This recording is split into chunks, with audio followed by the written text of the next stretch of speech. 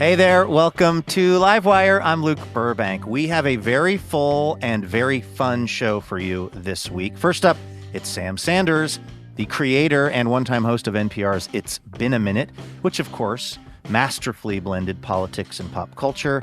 Turns out that's kind of Sam's whole brand, and now he's doing it over in the podcast space, including his show Vibe Check that he currently co-hosts with Saeed Jones and Zach Stafford. We are going to talk to Sam about an interview that I did back in 2007 that was so bad, Sam now teaches it to his journalism students. Then Reggie Watts is going to stop by for some highly improvised, highly hilarious stand-up comedy and poetry. And we're going to get some music from Northwest indie music sensation Sway Wild. This is going to be so good. I'm not even kidding. Stick around. It all starts right after this.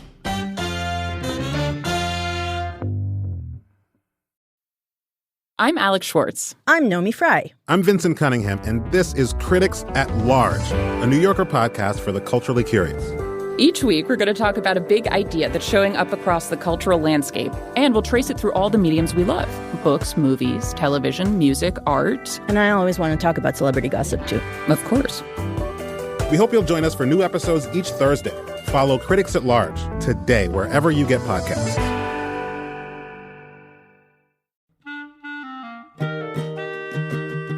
This episode of Livewire is brought to you by Progressive Insurance. Whether you love true crime or comedy, celebrity interviews or news, you can call the shots on what's in your podcast queue. And guess what? Now you can call them on your auto insurance too with the Name Your Price tool from Progressive. It works just the way it sounds. You tell Progressive how much you want to pay for car insurance, and they'll show you coverage options that fit your budget. Get your quote today at Progressive.com to join the over 28 million drivers who trust Progressive. Progressive Casualty Insurance Company and affiliates. Price and coverage match limited by state law.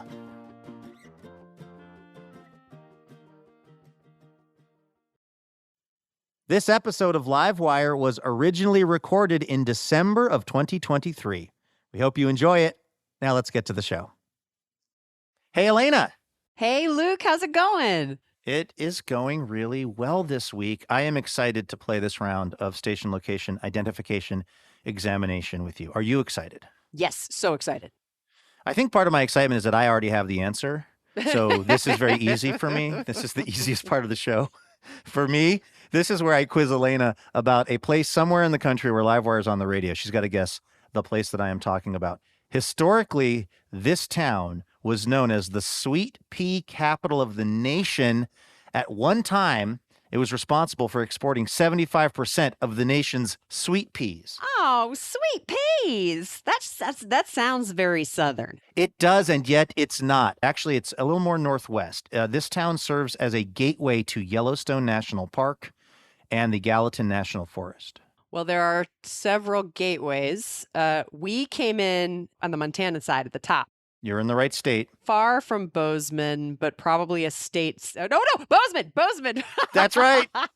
Bozeman. Where's my bell? Ding, ding, ding. Bozeman, Montana, where we're on the radio on KMBC-FM, Yellowstone Public Radio. I feel more outdoorsy already just saying that. Yellowstone Public Radio. So I'm feeling more like Kevin Costner. Yes, that is a hit show, let me tell you. Just ask any of your grandparents. We call it Cowboy Game of Thrones. All right. Are you ready to get to the show? Let's do it. Take it away, cowboy. From PRX, it's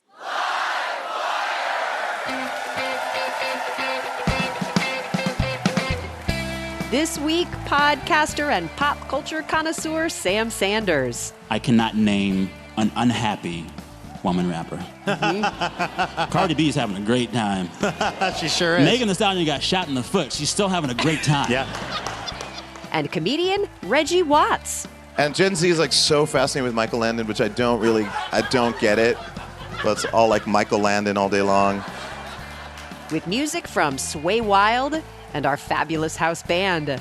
I'm your announcer, Elena Passarello, and now the host of Livewire, Luke Burbank. Hey, thank you so much, Elena Passarello. Thanks to everyone tuning in from all over the country, including in Montana on KMBC-FM, Yellowstone Public Radio. We have such a fun show in store for you this week. All kinds of surprises popping up, which I'll explain in a moment. And we did ask our Livewire listeners a question like we always do. We asked, what has been your favorite piece of pop culture from the past year? We're going to talk pop culture with Sam Sanders. So we'll read those listener responses coming up in a moment. First, though, we got to do the best news we heard all week. This is our little moment to reflect upon the fact that there is some good news happening out there in the world. Elena, what is the best news you heard all week? Okay, I think we started a trend, Burbank, kind of unintentionally, but a couple best newses ago, I told the story of that dog named Bret Michaels that got adopted by Poison's Bret Michaels. And then you told a story about a pig named Kevin Bacon that got found via a search effort that also included human Kevin Bacon. So I'm going to just perform an American trilogy of sorts because there is a 3-year-old pit bull terrier who until recently was at the Chicago Anti-Cruelty Society named Elvis. Last month, the Chicago Anti-Cruelty Society had a fall in love. It should have been a can't help fallen in love adoption event where they waived their application fee in order to sort of clear the cages of the shelter. And they adopted 39 cats and 22 dogs to good homes. And there was only one dog left at the end of the event. And it was Elvis.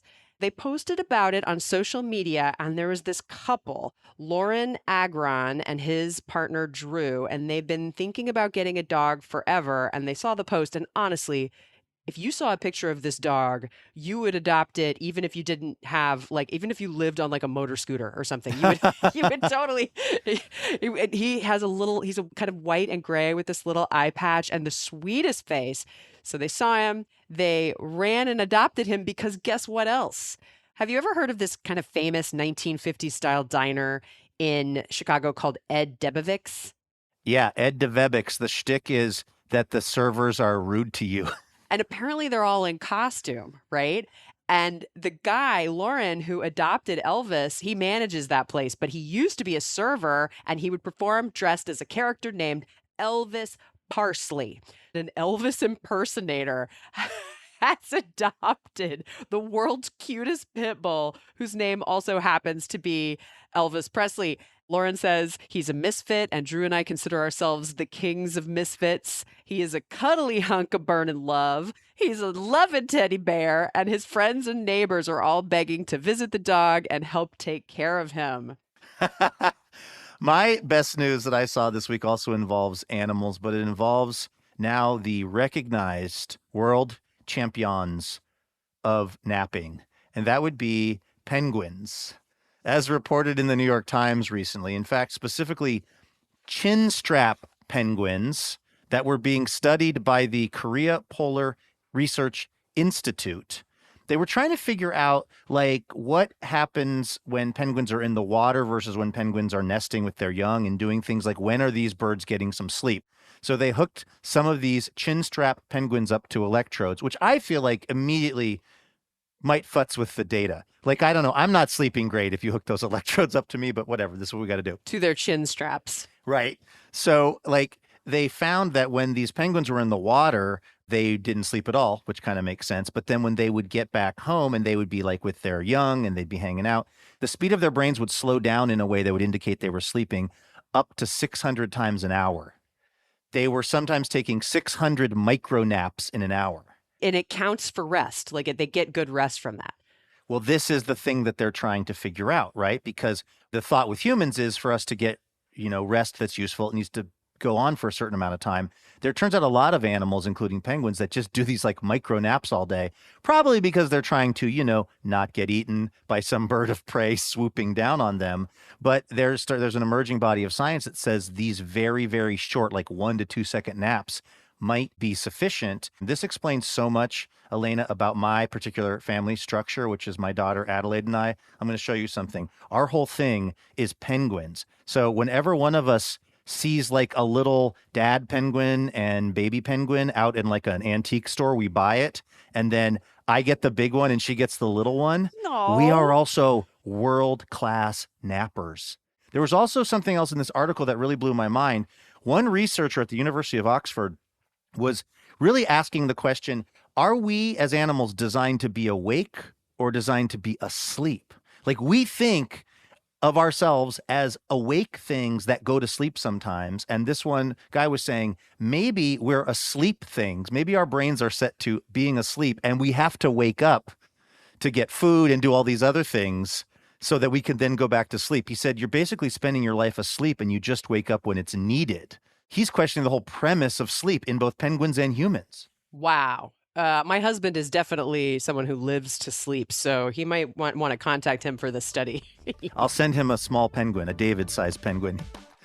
All right, penguins making me feel more seen in the world. That's the best news I heard this week.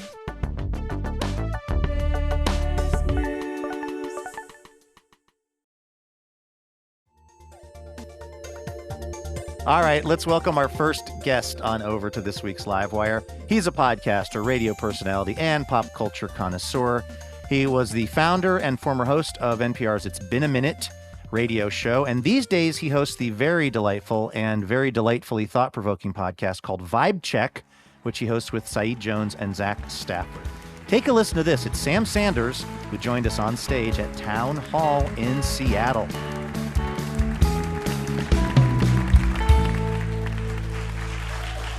Sam, welcome to the program.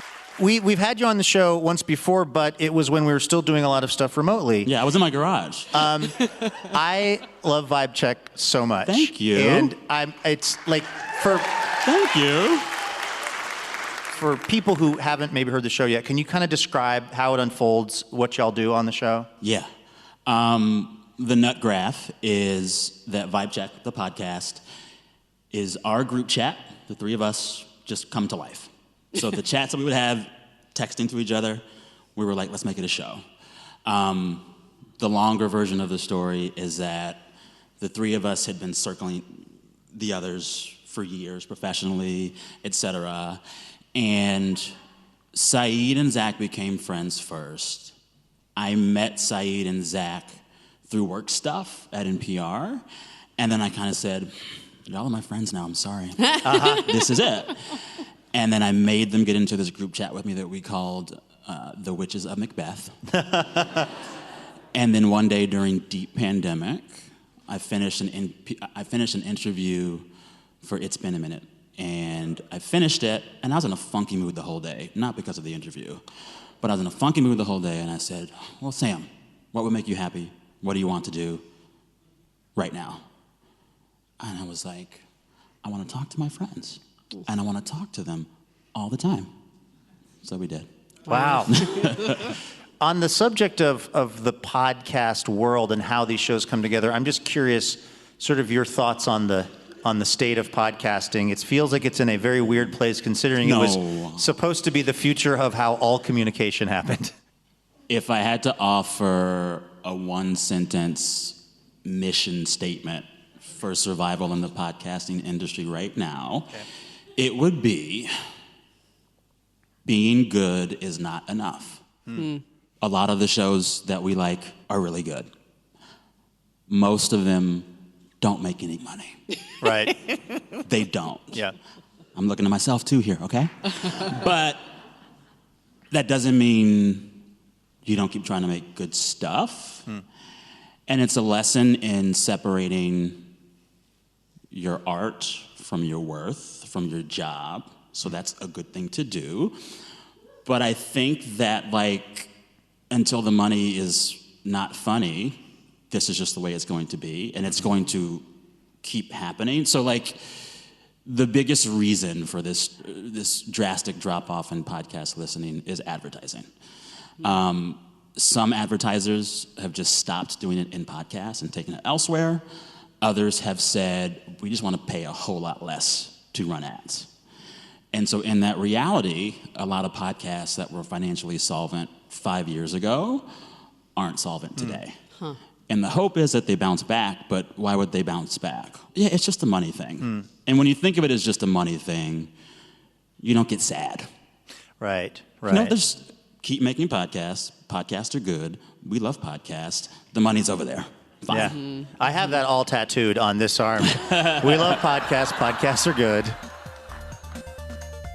This is Livewire from PRX. I'm Luke Burbank. We are talking to journalist and podcaster Sam Sanders. When we get back, Sam is going to tell us about an interview that he has been obsessed with for many years.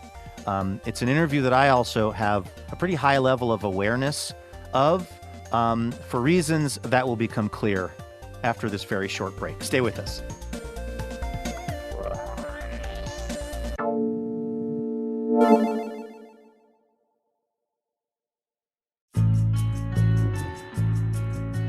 Welcome back to Livewire. I'm your host, Luke Burbank, here with my friend Elena Passarello. We are listening to a conversation we recorded with the journalist and podcaster Sam Sanders live at Town Hall in Seattle, Washington. Okay, before we get back to this interview, I have to sort of set something up. Now, we're on stage, we're talking to Sam, and unbeknownst to me, he was going to start talking about an interview that I had actually done way long ago, like back in 2007. I interviewed this Icelandic band called Sigur Rós. It was not a good interview. In fact, it's often been cited as one of the worst interviews in the history of music journalism. And kind of out of the blue, Sam decided to get this off of his chest. So that's kind of what is about to unfold here. Strap in. This is Sam Sanders, live from Seattle. I've been obsessed for 16 years with an interview you did on the Bryant Park Project at NPR. Okay. What was the interview? Oh, you know what the interview is. Was it 5 minutes and 19 seconds. Was it an interview with an Icelandic band by any chance? Sigur Rós? Yes. How do we set this up? We're actually out of time. No. I'm looking at the clock. There's a good ending. There's a good ending. There's a good ending. Okay. The Bryant Park Project is this new show that NPR wants to launch about 16 years ago.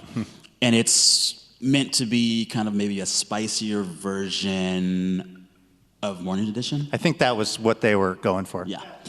So, Luke and Rachel Martin are hosting the show. They're great. We love them. They were doing video for the show before other shows were doing it. But one of the interviews that's on video that Luke did is with this amazing Icelandic group called Sigur Rós. Mm-hmm. Yeah. They were awful. Oh, no. They were pissy. They were quiet. They were sarcastic. They were zombies. And I wanted to punch them in the throat. The whole time, Luke stays committed to the bit. Yeah. He does not stop. The bit being, I was very bad at interviewing. No, you weren't. They were bad at being interviewed. But let me. I'm seeing we have a little more time now. Let me just say that I ran into them at a music festival backstage years later. I did, and I said, I don't know if you remember me, but they were like, "Were you the guy from New York?" Yes. And by the way, their English is much better now. They were like, "We were so sorry. We didn't know what we were doing. We were nervous, so we they weren't being assholes. No. I think it was legitimately a language barrier. They need to know that they're not coming off that way. Yeah. Last tidbit on this. Okay. I promise. Every now and then I will teach radio to undergrads or graduate students. And every now and then in class, I teach you video. Wow. But listen. Every time I do it, they watch, we talk, et cetera, and the last line of like the lecture is, commit to the bit. Finish. Yeah. That's it. Yeah. So thank you. You're very welcome. Your textbook. Journalism students of America. Okay, something that came up that you've been talking about is just what a year pop culturally this has been basically for women. Yeah. Obviously, the Barbie movie. Yeah. SZA with like 8 trillion Grammy nominations. 9, yeah. But I wish a trillion. She's great. Somewhere between 9 and 8 trillion. Yes. What do you think is sort of behind that culturally? What's going on that we're seeing a lot of women really celebrated in pop culture, maybe in a way that it wasn't happening previously, or not in the sustained way? I can't tell you what was behind it, but I can tell you what I hope comes next. Okay. Who in here Oppenheimered? Barbenheimer, whatever we call it. Barbie and Oppenheimer. Who did that? I've barbed. I've yet to Heimer. Here's my thing with Oppenheimer. Great movie, but I don't go to a Christopher Nolan film for Aaron Sorkin dialogue. Oh, okay. Still enjoyed it. Okay. Anywho, when we look at the year, the biggest things in pop culture mostly came from women. Beyonce and Taylor had the biggest tours. They also have the biggest movies. SZA has the most award nominations. The list goes on and on and on. And so I've been saying on the show for a while, like, this is the year that women ruled pop culture. Hooray, hooray, hooray. I want more, you know? But I think when I say I want more, I just don't want that. After Barbie came out, there were a few op-eds trying to analyze the film's success. What did it? Oh, was it Zaslav? Was it Margot Robbie? What was it? AMC? And a lot of folks were basically saying, well, the answer here, what needs to happen to keep this going is make more movies about toys. Oh, great. Make more movies about toys. Excellent. Right. What about, and hear me out, make more movies about women? Yeah. What about it, right? Yeah. And while we're at it, chances are, as good as Barbie was, as big as Barbie was, the surest shot for an Oscar this year from that movie is Ken. Is Ken. Yeah. Ken. Is Ken. Yep. Yeah. Yeah. Mattel is run by a man. Mm-hmm. Like, it's that should change too. And so, like, if we know that women excel at popular culture, why aren't they also in charge of it? Right. Yeah. Right. The other thing that I learned from listening to Vibe Check is, and I didn't categorize it this way, but like the women are having such a great time. They have fun. And then you were talking about like Drake, Oh my God. and all these guys are running Right. these like Yes. sullen, angry, but all the women are like yes. tour, like they're making more money than an Olympics, Yes. having parties Yes. all over the planet, Yeah. and celebrating, toys, yes, but like toys in these big, huge ways. Yeah. Which I think that's such an astute point, because it's not just quality; it's vibe. Like there's so much great vibes out there. I love rap. I've always loved rap. I cannot name right now an unhappy woman rapper. Mm-hmm. Cardi B is having a great time. She sure is. Megan Thee Stallion got shot in the foot. She's still having a great time. Yeah. And you look at the dudes. Drake is damn near incel. Yep. He's in a place. Yep. He's just like in his house playing online roulette for like $8 million a spin and having his homie film it. It's a very weird really existence. Weird. Did you see the photo he did? This is not even a lie. Did you see the photo he did where after his tour, where he begged women to throw bras on stage? Yeah. He had his staff collect them all, put them in one of his mansion rooms, and he took a selfie in front of them. Wow. Go heal yourself, Drake. Yeah. We are talking to Sam Sanders. We're at Town Hall in Seattle. And Sam, we would be remiss being here in Seattle if we did not talk to you a little bit about Vogue cover story with photos featuring one Jeffrey Bezos and his new fiancée, and some truly unhinged photos. What do you make of that whole situation? I want everyone to pull out their phone right now. I'll give you permission. It's the only time at a public radio taping we'll ask you to get your phone out. Yeah. I want you to Google image search Jeff Bezos Vogue. Yes. The power of Christ compels you. We You are must in a do former this. church. Once you get it, make any kind of noise. That was very interactive. All right, you've seen it. You've seen it. How do we describe this photo? The main image, Jeff Bezos roided the hell up. Yes. In a vintage SUV with a cowboy hat. And his fiancée, Lauren Sanchez, is straddling him in the driver's seat. What? Annie haven't seen Leibovitz this? took the photo. Still don't understand that. And it took me 5 minutes to realize it wasn't a farce. You got it up there. I see it. Isn't it wild? Jail. Straight to jail. Straight to jail. So we talked about the photo, and then we talked about how the whole piece was just a fluff piece, which annoyed me. but whatever. But that photo, God, this guy's in charge of the world. I know. Him and Elon are in charge of the world. I do think, I think it's very complicated for Seattle because, I grew up in Seattle in the 80s, and it was a very different place. It was very blue collar. Then you have these things like Amazon come here, and initially there's a sense of, well, this is called a thing. A thing. These businesses like Amazon, and initially I think it was exciting because, this was new industry and business, and they were, kind of these young upstarts. And then who could have known that it would lead to the guy trying to colonize space and sex the lady from Entertainment Tonight?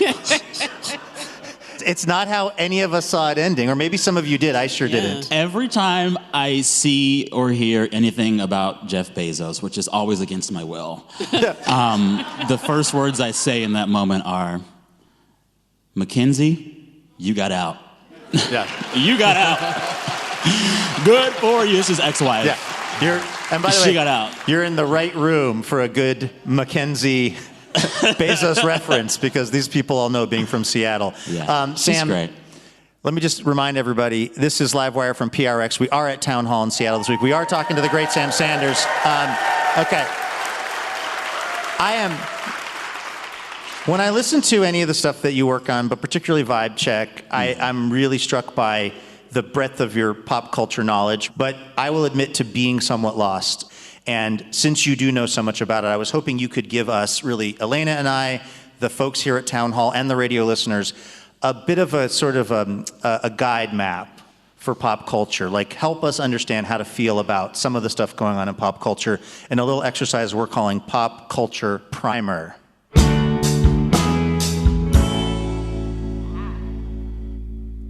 So I just wanted to run some things by you and get your professional pop culture knower, Sam Sanders' opinion or reaction on these things. Would you be comfortable doing that? Let's do it. Barbra Streisand's new memoir is 992 pages. Of course. Is that too long, too short, or the exact right number of pages? Barbara makes no mistakes. That's the exact length it should be. Okay. No mistakes. Did you know that the audiobook is 48 hours long? Did she read it? Yes, she does. She reads it. And I bet it took her 48 years to record it. Yeah. Because she's a perfectionist. Who is your favorite nepobaby? And does this audience understand the concept of nepobaby? This has become a thing lately where the internet loves to figure out which successful artists or performers are the children of somebody who's a successful artist or performer, so-called nepobaby. I don't care how crazy she gets. I don't care what she's selling. I will always want to have a drink with Gwyneth Paltrow. My kind of crazy. Yeah. Oh, man. Yeah. My kind of crazy. You know Gwyneth Paltrow always, on a night out, she's always the first person to suggest the second location. And the third. Love her. And she is a nepo baby. After the success of the movie Cocaine Bear. I talked to the director on that one. So you know a lot about this. What animal would you like to see battle substance use disorder next? We had a whole list when I talked to him of other animals to try it with. Okay. And we were going for some kind of alliteration. But I always love a good duck-billed platypus. Why did I just say that? I've never seen one in person. So the duck-billed platypus is on... Like ketamine? Xanax. Okay. Xanax. Life is hard. Yeah, sure. Like the duck-billed platypus goes through so much. Everyone's always pointing out how he's the duck-billed platypus and special and it's weird. A lot. Give him a Xanax. Let him exist. Thought exercise, though. Okay. If it's a duck-billed platypus who is on Xanax, who voices the duck-billed platypus? John C. Reilly. I don't know why. Steve Buscemi. Oh, that could be good, too. Yeah. Cardi B. Right. Let's take a vote. Yeah. Cardi B, the Xanax snorting duckbill platypus. It's like a Pixar dream waiting to happen. If she weren't a rapper, she could be the biggest comic alive. Yes. She's so funny. Very naturally She's so funny. Anywho. All right, speaking of people who are naturally funny and returning to something you previously said, Sam, a callback. Would you go see the new musical, and this is a real thing, it's a real musical based on the Gwyneth Paltrow ski crash trial. It exists. Shut the up. Nope. Nope.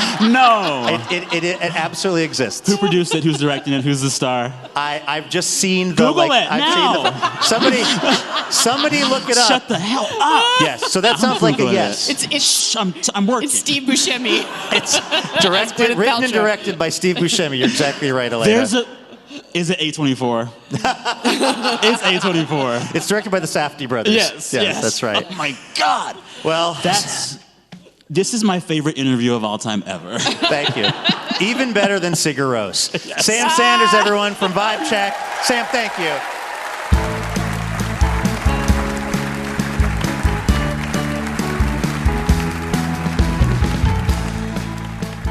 That was Sam Sanders right here on Livewire. Make sure to check out his wonderful podcast, Vibe Check, wherever you get those sorts of things.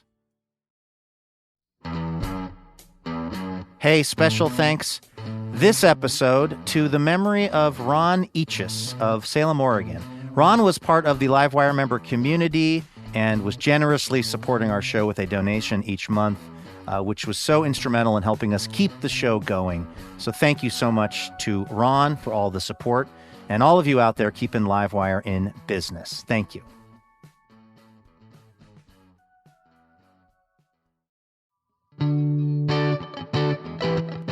This is Livewire. As we like to do each week, we've asked our listeners a question because Sam is so steeped in pop culture. We asked our listeners, what has been your favorite piece of pop culture from the past year? Elena has been collecting up those responses. What are you seeing? This has been very helpful for me because I'm writing a book about a person who died in 1977. So I have been living in the past. I don't know any of these pop culture memes. So you're going to have to help explain a few of these to me. I don't want to overpromise, but I will say for a 47-year-old person, I have more pop culture awareness than I really should. It's called low-level depression and scrolling TikTok all day. So let me see what I can do. Can you explain to me Cam's favorite pop culture moment, which is Scandival?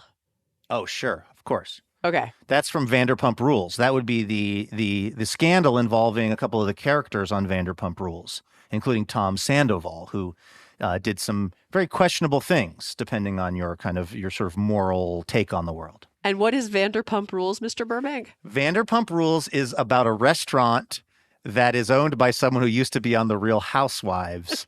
And this person was so entertaining, Ms. Vanderpump, that then they got a restaurant and or maybe a couple of restaurants. And now there's a whole show about the people that work at the restaurant, although mostly what they do, I think, is are characters on a reality show. Right. It's just like they drink and make out and have scandals. They have scandal vols.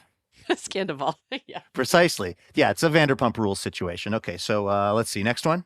Now, here's one from Sal. Sal's favorite pop culture moment is the word of the year being Riz. What is Riz? You've got the Riz, Elena, even if you don't realize it. What? So is it low-level anxiety? It is, but in you, it manifests in a very, very charismatic personality. When you have the Riz, you have that charisma. And when you're using it on people, you're rizzing them up. Oh, okay. So it's a verb now. Like I'm charizzing you. You have that Riz, Elena. And if you're really good at it, we might even call you the Rizzler. That's a real thing. People are like, okay, that person has the most Riz. They're the Rizzler of this get-together. Holy vocabulary, Batman. That definitely does sound like a character that would show up on the old school, like Adam West version of Batman. Something else from pop culture this year that one of our listeners is excited about. This one I know because I am an avowed Rihanna fan. This is from Sandra, the ASL interpreter at the Super Bowl halftime show. And it really says something that the person who is doing the sign interpretation has so much riz that she is stealing a little bit of Queen Riri's thunder. I think there's enough thunder to go around, and I love this development that a lot of folks who are doing, who are interpreting with ASL at a variety of shows now, particularly when the music is really like upbeat and stuff, the way that they're expressing that to the folks that are using that kind of modality, it really is like a whole extra sort of great part of the entire experience, even if you're somebody who, doesn't need to rely on ASL. Like, it just seems like it includes more people in the experience. Yeah, and I never pass up a chance to watch one of those videos when they capture a totally compelling interpreter. Like, it's always so fun to see. Hey, thank you to everyone who sent in a response to our listener question. We've got one for next week's show coming up in a moment. In the meantime, I want to tell you about our next guest. And Elena, I think you probably remember the circumstances under which we got Reggie Watts on the show. Okay, he is a one-of-a-kind comedian, musician, and performer. You might know him from his time as the band leader and announcer for The Late Late Show with James Corden. He's got Netflix specials. He was on the TV show Comedy Bang Bang.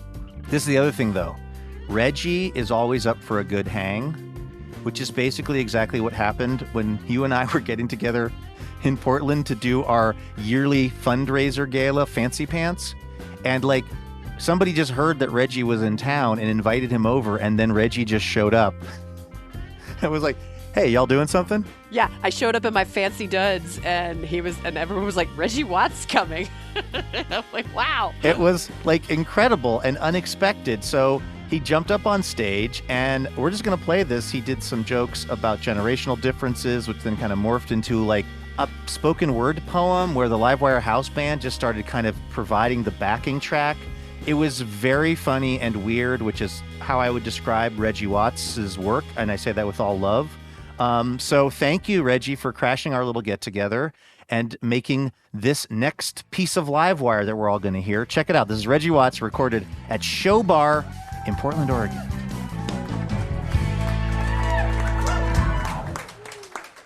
Well, all right. If we got any Gen Zers in the audience, I want to do some jokes for you guys, because a lot of times Gen Z gets left out, and Alpha's coming up behind them, and they're getting a little bit more heat than the Zs. So and Mel's are here, right? They're on the up. So, and I'm an Xer, which is arguably, it's no big deal. I mean, X is not really. It's a small generation. As we know, it's the smallest current living generation right now, and it's not a big deal. I mean, we didn't really do that much, for society. We invented skateboarding and BMXing and ramp tricks and music videos and synthesis that was used in music, and a lot of firsts, like effects that were never invented until the 80s and so forth, and the whole culture of hi-fi stereo listening, just a lot of the things that we still refer to every day that we use all the time. Generation X invented whatever. We were the first generation to use whatever properly. We got prizes in cereals. We were latchkey kids. We had multiple formats. We had records and cassettes. So that was a big one. 8-track was trying to hang on, but didn't quite make it. We did everything we could. Everything we could. So we're not that. It's not that special. But Gen Z, on the other hand, though, what's up with the Gen Zs, the Gen Zers? What are they doing? Okay, so here's some jokes. Hey.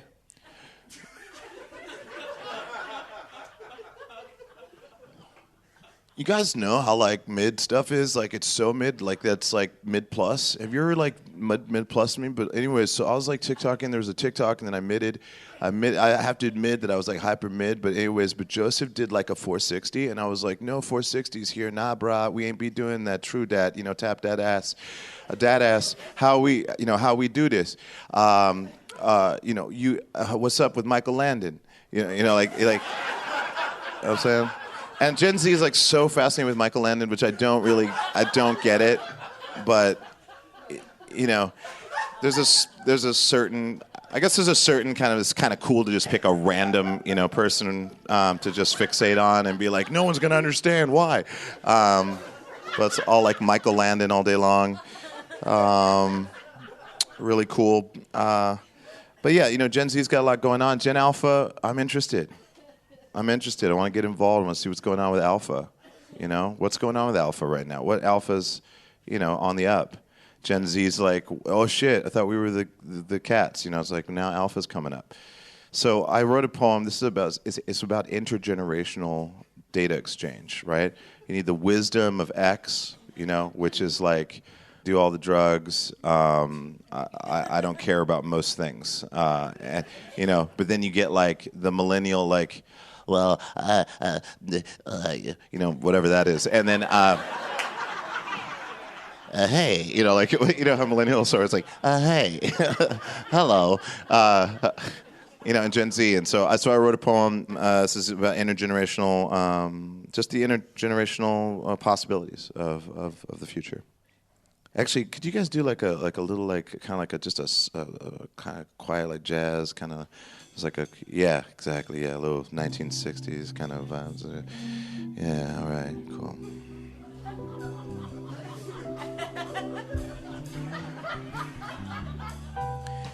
Did not you know how it was so many years ago? You was the only one. You was the newness coming up from the ground with a whole wellspring of ideas, pushing against them olders, pushing against them. Say not unto you that it was not your time to be so rebellious that you pushed away all the people that was trying to help you. Nah, it was cigarettes and booze and bongs made of apples. Yeah, sure. School, cool stuff. Not for me. I was always trying to cut the corners, AP classes, what have you. Throw that away, because that's cool. Yeah, sure, Mrs. McGillicuddy. She wasn't someone special. She wasn't someone to get mad at, but still I found a way to get mad at her, and I was pretty proud of that because she was very well liked.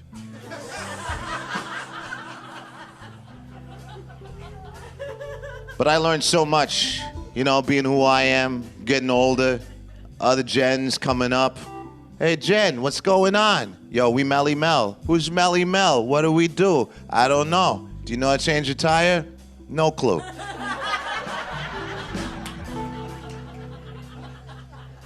I want to join a tech company so I can play ping pong and lay about in beanbag chairs. Because that's productivity, baby. Web 2.5 coming at you hard. Vimeo. Tumblr. Yoo-hoo? YouTube. Oh, hype machine. Wait a minute. There's not as many jobs? Wait a minute. I can't buy a house? I'll never be able to buy a house? I still don't know how to change a tire? Ah, man. SSRIs.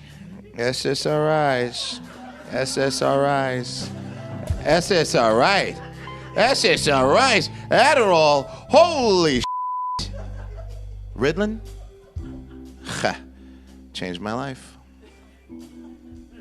Hey, guys. Who are you? Hey, Gen Z. Oh, what's going on with you guys? I don't know. We're humans. And we assume nothing. We are beings. And you will refer to us as the beings that we are. For we are not to be withheld or forgotten. Why am I speaking like this? I don't know. We're all in it together, We can try to say we ain't, but we is. And here's the kicker. If you ain't not part of what that is, and you try to be that thing that's not a part of it, you can't escape it, so you're just going to bury it. And where are you going to bury it? You can't bury it anywhere because there's no place in the hard drive to hide it. Why is that? Because the hard drive is the same amount of memory. No matter how you allocate it and divide it, it's still the same amount of memory. The more you divide it, the more it turns to mush. Then you don't know what it is anymore. Existential crisis? That's just the beginning of it. Anywhoozle, it's fun to be a part of everybody that's doing what they're doing. Reminds me of a time that... Thank you so much, guys. Thank you. Thank you, Bam. Thank you. That was Reggie Watts, right here on Livewire, his new memoir, Great Falls, Montana. Fast Times, Post-Punk Weirdos, and A Tale of Coming Home Again is out now. I'm Luke Burbank, here with Elena Passarello. We have to take a very quick break, but don't go anywhere. When we come back, we are going to hear some music from indie folk rock duo Sway Wild. Stay with us.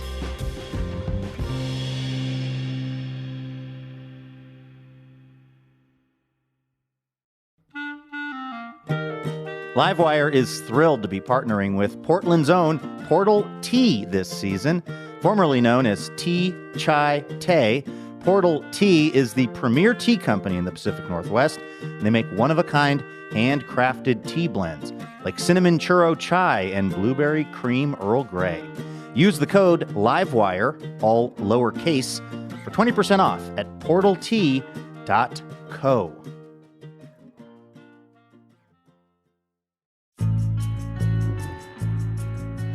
Welcome back to Livewire. I'm Luke Burbank here with Elena Passarello. All right, before we get to our musical guest this week, a little preview of next week's show. We are going to be joined by comedian and correspondent for The Daily Show, Dulce Sloan. She's going to be talking about her memoir, Hello, Friends, stories of dating, destiny, and day jobs. Plus, we're going to hear from filmmaker Brian Lindstrom. His latest project is Lost Angel, the genius of Judy Sill.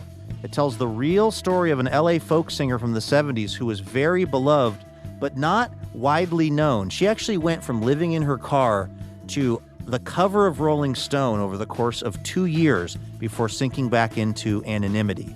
Then, speaking of music, we are going to hear some incredible music from S.G. Goodman, who played a live show for us in Iowa and just absolutely blew our minds. So you don't want to miss that. Plus, we've got the listener question for next week's show. Elena, what are we asking the Livewire listeners? We would like you to tell us who is an underappreciated artist that you think more people should know about. If you've got an answer to that question, go ahead and hit us up on social media. We are Livewire Radio pretty much everywhere. All right, let's get to our musical guest this week. They spent 7 years playing music out on the road, and then finally, they decided to take to the sea. Dave McGraw and Mandy Fair embarked on a 2-month sailing voyage through the remote anchorages of British Columbia. That trip led to an artistic epiphany of sorts, and when they returned to their San Juan Island home in Washington State, they formed a new musical project that we're going to get to hear right now. This is Sway Wild, recorded live at Town Hall in Seattle.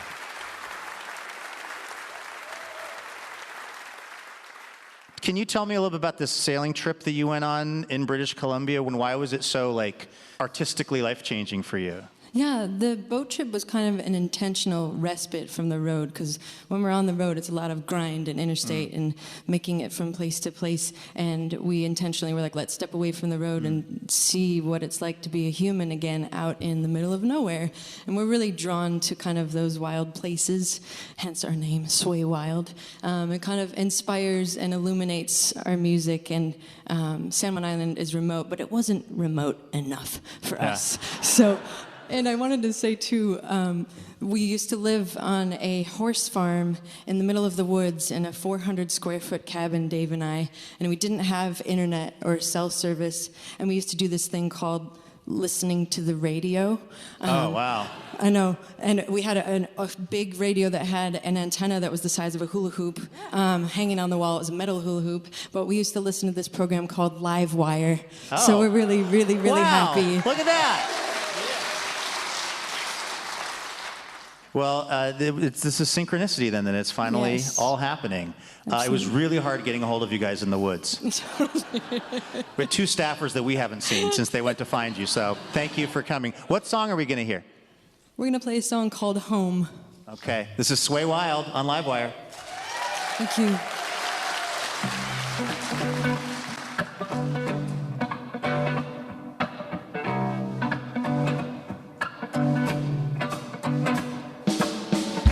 We were young, lighting a fire and knew what we wanted.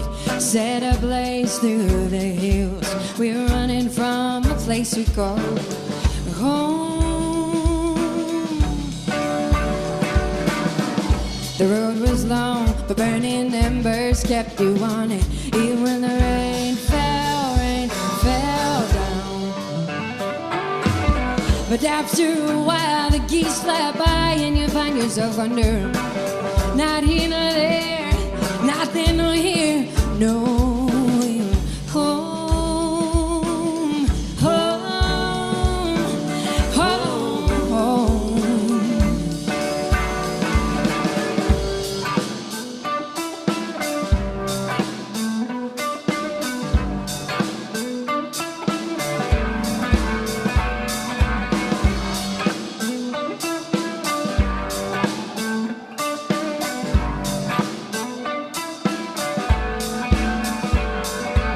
She walked through the sand, a white flag in her hand, with a boy 2 eyes for his ears. He'd been choking on the tears he cried for. Home, home. No concrete floor, no key to lock, no door for no key. Just a blanket underfoot and she is home, home.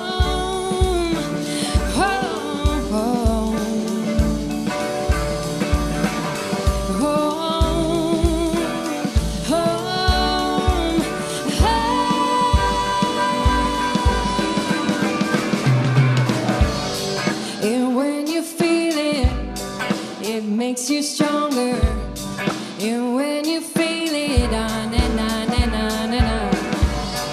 And when you feel it, it makes you stronger, and when you feel it, on and on and on and on. And when you feel it, it makes you stronger, and when you feel it, on and on and on and on.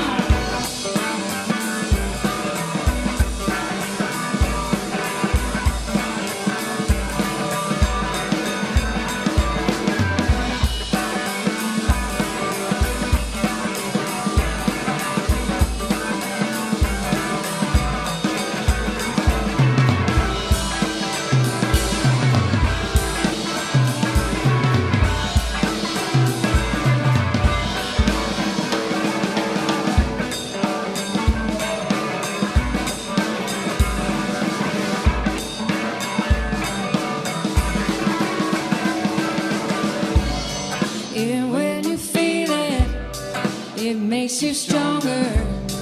And when you feel it, on and on and on and on. And when you feel it, it makes you stronger. And when you feel it, on and on and on and on. Thank you so much. That was Sway Wild right here on Livewire, recorded at Town Hall in Seattle.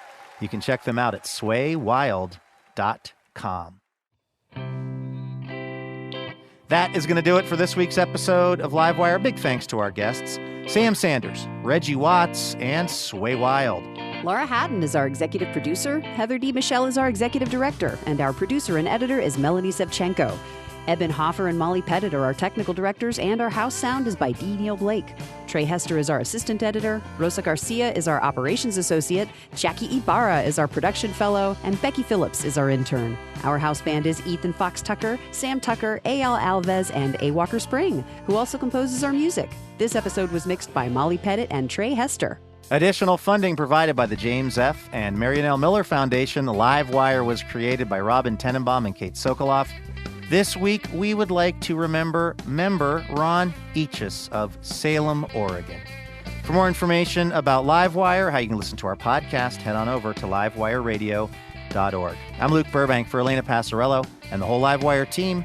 Thank you for listening, and we will see you next week.